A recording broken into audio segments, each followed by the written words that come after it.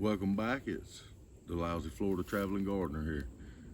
We're back over here at our temporary built compost bin that we made, our 4x4, which is pretty ugly, I self-admit. Today we're going to talk about composting. Before we get started, let's talk about the basic principle of composting. If you look up composting, you need carbon, nitrogen, and air. The ratio of carbon to nitrogen is 30:1.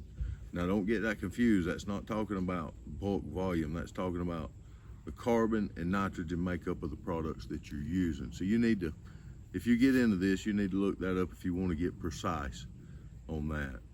Now today we're going to use what we have here. We're going to use oak leaves and banana tree, elephant ear leaves, different leaves off plants in my yard. So in theory, you mix these things and they get air movement. They break down, and you should stir them about once a month minimum. Once a week wouldn't hurt. So there are all kinds of genetics involved in that. I don't know that genetics would be the right word, but there's science in that, and the more you get it critiqued, the better fertilizer that you can create with your compost. I'm going to do something a little different here in this test pit. Back when I ran the feed store, there was a fella named Wayne Walker. He's gone now. I developed a friendship with Wayne. I believe he was a construction worker. Anyhow, on the side, Wayne was a gardener and a connoisseur pepper grower. He tinkered with all kind of stuff, coming in, buying different fertilizers, but on the side, he was always messing with compost. And every now and then, Wayne would bring me some of his different compost he had made. And he got down all the way to the end right there, critiquing it before he passed away, and really had it down to a science. But he told me, he said, you can still make great compost with just green grass clippings and things out your yard, oak leaves, and some water to it, and mixing it. And I'd used some of that one time that he had brought me, and it works efficiently. There's only really two reasons, in my opinion, to get into composting. Either you're wanting to get something that's better for you, so you're wanting something more natural to grow in, and so you are willing to go through the time and expense to gather up those items to make that compost yourself.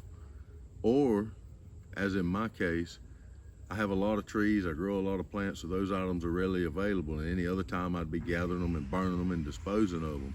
No reason to do that. I can reuse them in my compost bin. So we're going to experiment with that, and we're going to put in to get what we want. I haven't really done the breakdown. We're just going to do it on the fly, and we're going to use about every 3 to 4 inches of carbon, which will be brown leaves, things like that. We're going to put about 1 inch of nitrogen. Now, the finer your nitrogen, which is your green products, is chopped up, the quicker it breaks down. I'm really in no big hurry. I plan on stirring mine about once a week.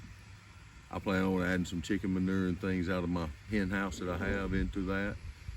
So we're not going to chop it super fine. I've took a knife as I've cut them down, chopped it in anywhere from 2 inch to 8 inch pieces. I mean, they're different size.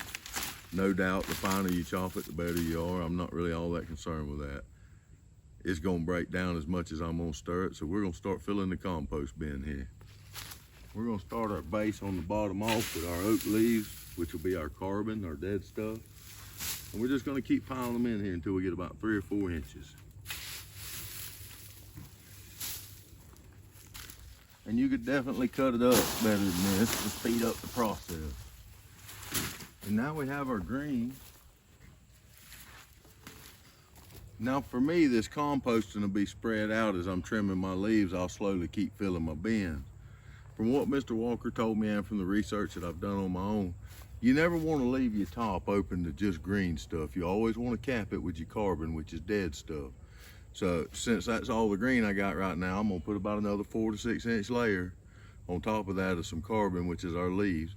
And then as the fall is coming in now, I'll be slowly trimming back plants and adding to this.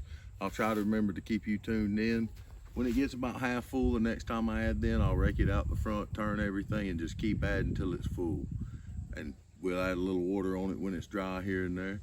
So after I get this last piece on, I'm gonna put approximately about a 5-gallon bucket of water over it. Over the next few weeks, I'll bring you in as we check on it, make sure we got water, and show you how to tell if you got too much or too less water. If it starts raining a lot still like it has been, I'll cover the top of this just to keep the main water off. So now we're gonna wet it down good.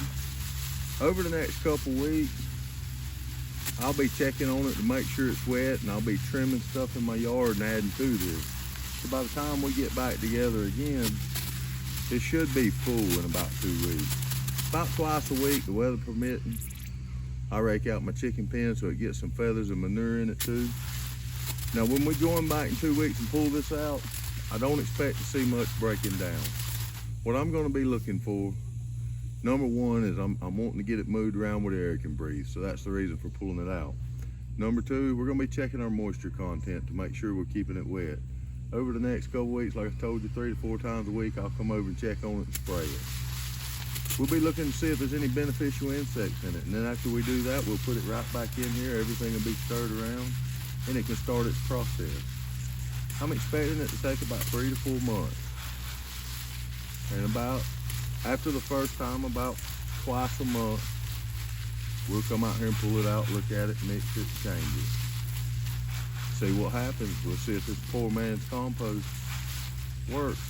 Just a kind of a working man's compost. No science involved, just the mix of the stuff and see what happens. Then we'll put it in some holes and see what kind of plants grow with it. Now once I get this figured out, I plan on building some nicer compost bins. And I plan on building 2 different sets. And the reason for that is I love plants, like flowers and things like that. And I grow a lot of those. I'm fixing to build some raised beds to grow some vegetables. I use Roundup around my flowers. So when I clean that out to use that to make compost, I want that separate from what I'm gonna be using to make compost for my vegetables. I don't wanna use something that I've used Roundup products or applied to. So I'm gonna keep those separate. And that way I can use the stuff that I pull out of my beds to compost to go back into my flower beds. And then I can make a separate compost out of clean leaves and clean clippings that have not been contaminated with my Roundup to make. So I can use that to make my clean compost for my beds. But first we're gonna master making compost. Appreciate y'all watching. I'll see you back next time.